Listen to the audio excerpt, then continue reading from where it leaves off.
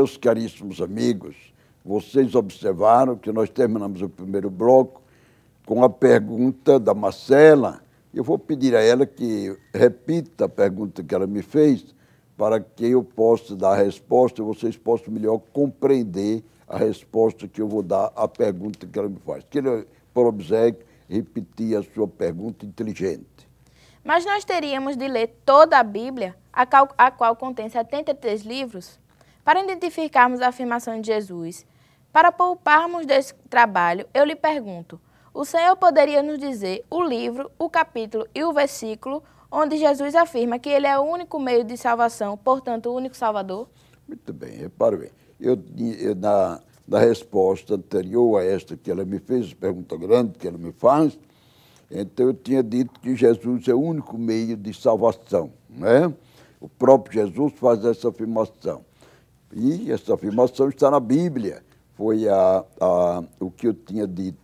Mas ela, então, inteligentemente, me pede que eu agora diga o livro, o capítulo e o versículo onde Jesus faz esta afirmação. De fato, é isso mesmo, né? A afirmação está na Bíblia, mas se ficasse somente nisso, vocês teriam de ler toda a Bíblia, né? O Antigo Testamento, são 46 livros, né? Depois teria de passar pelo Novo Testamento, são 27 livros, então assim chegaria a 73 livros, e enquanto você estivesse lendo o Novo Testamento, vocês iriam identificar essa pergunta, que está lá tão singelamente guardada, do Evangelho de São João.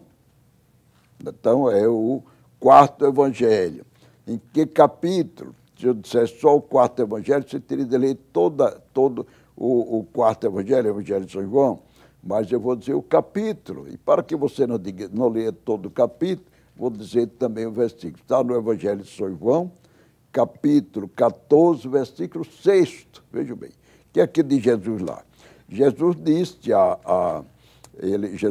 disse, começa o capítulo 14 do Evangelho de São João, dizendo-nos o seguinte, veja que beleza, Jesus diz, não se perturbe o vosso coração, credes em Deus, crede também em mim, na casa de meu pai há muitas moradas, se não fosse assim já eu teria dito, que beleza, nós sabemos, pobres pecadores, que já possuímos um lugar preparado por Jesus lá no céu.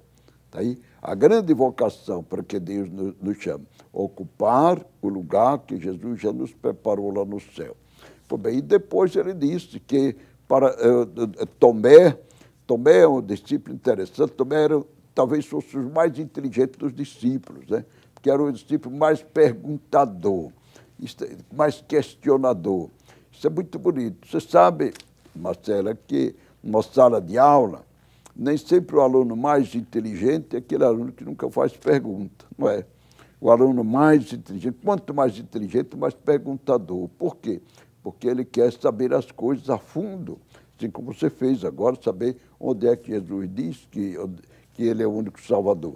Então, vejam bem, então, depois de ele dizer que já temos um lugar preparado lá no céu, depois de dizer que ele iria, depois voltaria para nos levar e para a ocupação do lugar.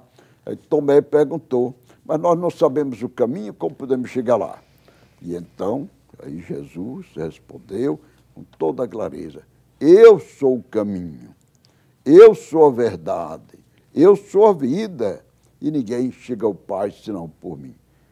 Ouviu a resposta? Isso aí, não é? Muito bonito a gente saber disso, que nós, para chegarmos ao céu, nós precisamos ir pelo caminho. E o grande caminho que Deus estabeleceu, a grande ponte que Deus estabeleceu entre o céu e a terra, pelo qual nós devemos sair da terra e chegar ao céu, é Jesus. Eu sou o caminho, eu sou a verdade, eu sou a vida.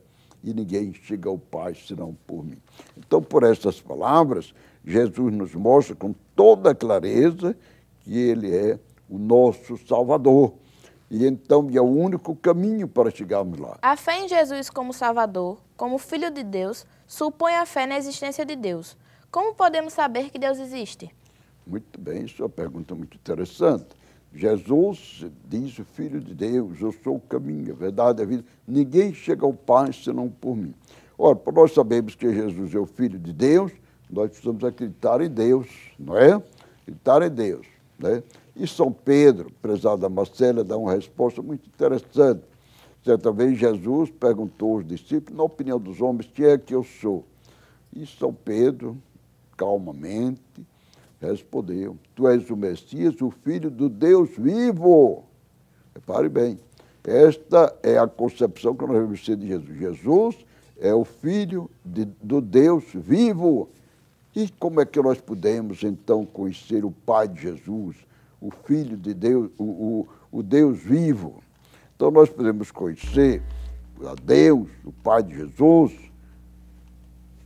primeiramente pela razão, veja bem, pela razão, pela nossa inteligência, pelo fato de sermos seres humanos dotados de inteligência, nós já possuímos todas as condições para chegarmos ao conhecimento de Deus, né? Por isso, diz o livro da sabedoria, de uma maneira muito clara, muito precisa, ele diz assim, são insensatos por natureza todos os homens que desconheceram a Deus e, através dos bens visíveis, não chegaram ao conhecimento daquele que é, e nem reconheceram o artista, considerando as suas obras. Veja bem, há pouco dias eu via um programa de televisão de humanistas, pessoas que acham que tudo se resolve pela razão apenas e não precisamos de Deus. E ele dizia, nós não acreditamos em Deus porque não é evidente que Deus existe. Ora, se Deus não existisse, o mundo não existiria. O mundo existe porque Deus existe. Afinal de contas, não é possível a gente considerar este mundo tão belo, com tanta coisa bela que ele nos dá, não é? E o ar que nós respiramos, tudo, as estações do ano, um lugar faz frio, outro lugar faz calor, o frio, o calor tempera o frio tempera o calor, todas essas coisas maravilhosas do mundo, se o próprio ser humano, a gente olhar para dentro de nós mesmos, o ser humano é o ser mais precioso que existe no mundo, o nosso cérebro, nossa vontade, nossa capacidade de amar, tudo isso, a nossa inteligência, tudo isso, afinal de contas, não pode ser fruto do acaso. Se você vê o computador é uma beleza hoje, né? Pois bem, mas quem é maior? É o computador ou o homem que inventou o computador? Claro que é o homem que inventou o computador. Se esse universo é belo, sim. Por quê? Porque quem o criou é mais belo do que ele, do que o universo. Pois bem, por isso a Bíblia diz, vocês anotem aí, meus caríssimos telespectadores, há pouco tempo eu conversava com o senhor, eu conheço aqui já há muito tempo, por sinal ele teve até filhos lá no colégio diocesano, então conversando comigo, ele eu trabalhava aí, era gerente de uma grande instituição aqui de Sergipe, aí me disse, o senhor sabia que eu sou ateu? Só eu tinha na conta de muito inteligente. Oi, por ser ateu, não sou inteligente, não? Não. A Bíblia diz que é um insensato. Me desculpe ele dizer, mas eu vou dizer com toda clareza, a Bíblia diz, né? A Bíblia não mede as palavras, diz a coisa como deve dizer. A Bíblia diz que todos aqueles que desconhecem a Deus são insensatos. Aí citei justamente esse capítulo e versículo do livro da sabedoria. Preste bem atenção, são insensatos por natureza todos os que desconhecem a Deus. Por quê? Que através das obras feitas por ele, criadas por ele, não chegaram ao conhecimento do grande artista, o autor do universo. Daí a insensatez do ser humano. Muito grato pela atenção, quero agradecer a você, que veio fazer essas perguntas tão bonitas, ao Alex, ao Marcos, comandante das câmaras, pessoal da técnica, a Jolinda, a Cláudia e ao Albert, comandando muito bem a técnica para que esse programa chegue a vocês. E a vocês, quero agradecer pela atenção, com os votos de que se convença de que Jesus é o único caminho para nós alcançarmos a felicidade no tempo e na eternidade. Muito grato pela atenção e até o próximo domingo com outra apresentação da Boa Nova, em perguntas e respostas, aqui mesmo pela TV Canção Nova. Até lá.